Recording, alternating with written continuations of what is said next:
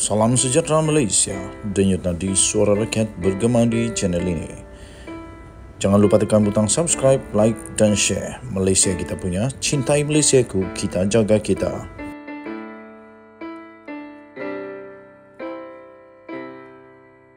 Salam sejahtera Malaysia, denyut nadi suara rakyat bergema di channel ini.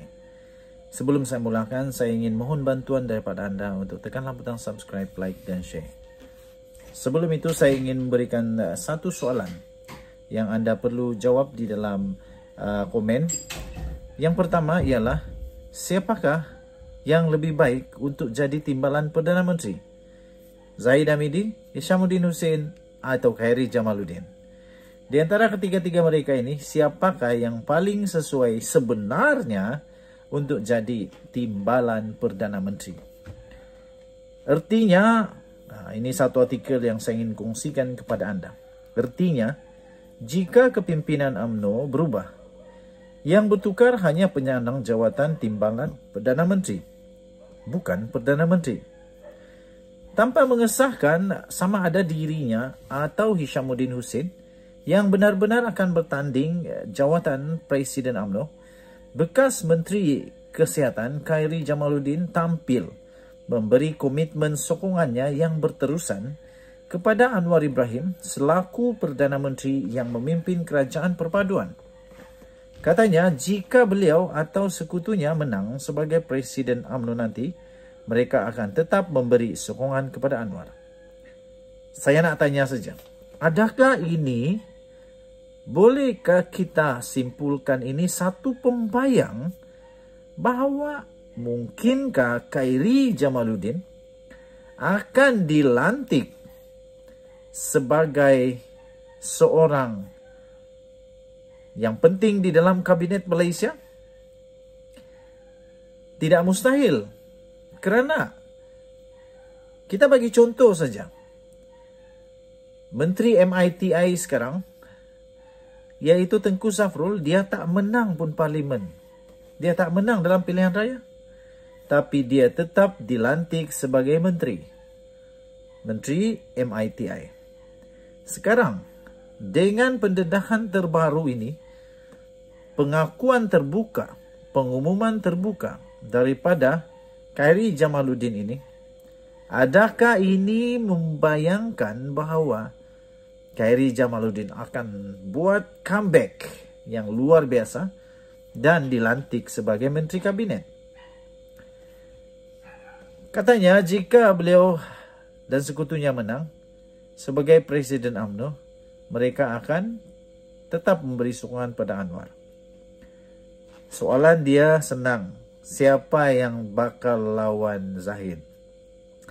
Khairy atau KJ berkata beliau tidak menyokong kaedah pintu belakang untuk perubahan dalam pentadbiran kerajaan. Sambil menambah, dirinya bahkan mahu kerajaan Anwar terus kekal dan stabil.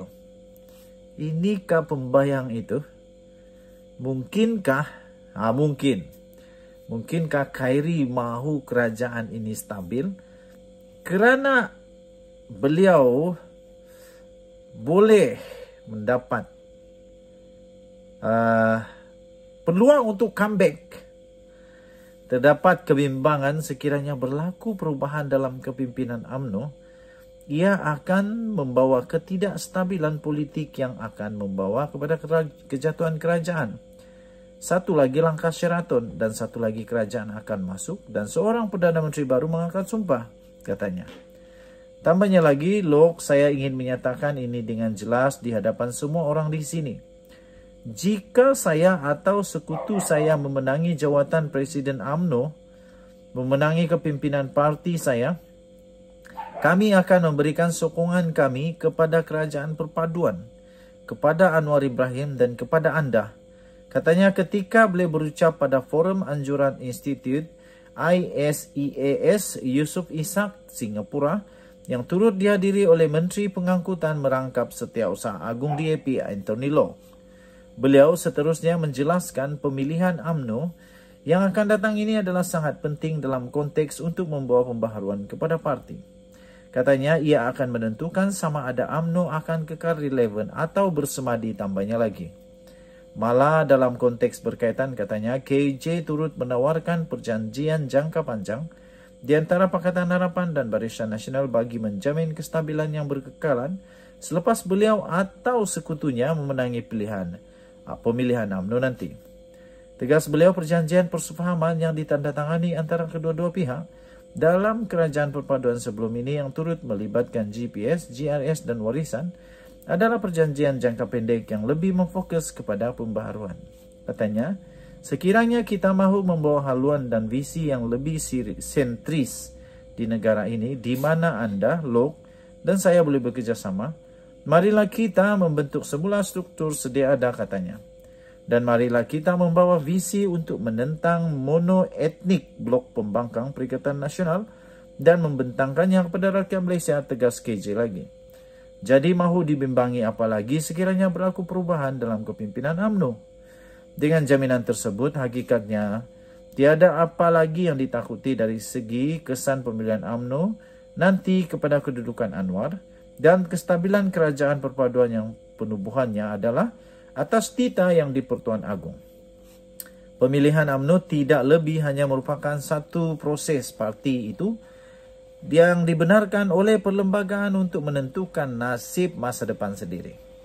Bagi ahli UMNO yang prihatin dengan kemerosotan prestasi kemenangan cuma 26 kerusi parlimen pada PRU 15 lalu berbanding 54 kerusi pada PRU 14 dan 88 kerusi pada PRU 12, keperluan berubah jika tidak mahu terus rubah adalah prinsip yang tidak dapat dielakkan lagi. Takut-takut kalau tidak ada perubahan, kerusi UMNO hanya tinggal 16 atau mungkin 6 saja lagi selepas PRU 16 nanti. Namun dengan jaminan KJ itu, siapapun yang memimpin UMNO selepas pemilihan nanti, sokongan kepada kerajaan perpaduan Anwar selaku Perdana Menteri tetap akan berkekalan. Artinya, selain kerajaan perpaduan ini akan terus kekal, kedudukan Anwar juga sama sekali tidak terjejas. Yang barangkali perlu berubah selepas berubahnya kepimpinan UMNO hanyalah dari segi pengisian baru bagi jawatan timbalan Perdana Menteri. Oleh kerjasama yang terikat untuk membentuk kerajaan adalah PH dan BN, maka Presiden UMNO dan pengerusi BN yang baru sudah semestinya perlu dilantik memegang jawatan nombor 2 dalam kerajaan bagi menggantikan penyandang yang lama. Kesimpulannya, berubahnya kepimpinan UMNO itu hanya menyebabkan bertukar penyandang jawatan timbalan Perdana Menteri sahaja. Manakala Anwar Ibrahim sebagai Perdana Menteri bersama kerajaan perpaduan yang dipimpinnya sekarang akan terus kekal menerajui negara ini. Dengan itu, kenapa tidak kita sama-sama meraihkan demokrasi pertandingan dalam UMNO dengan hati dan kepala yang dingin? Ditulis oleh Sabudin Husin 11 Januari 2023. Kita jumpa lagi. Bye-bye.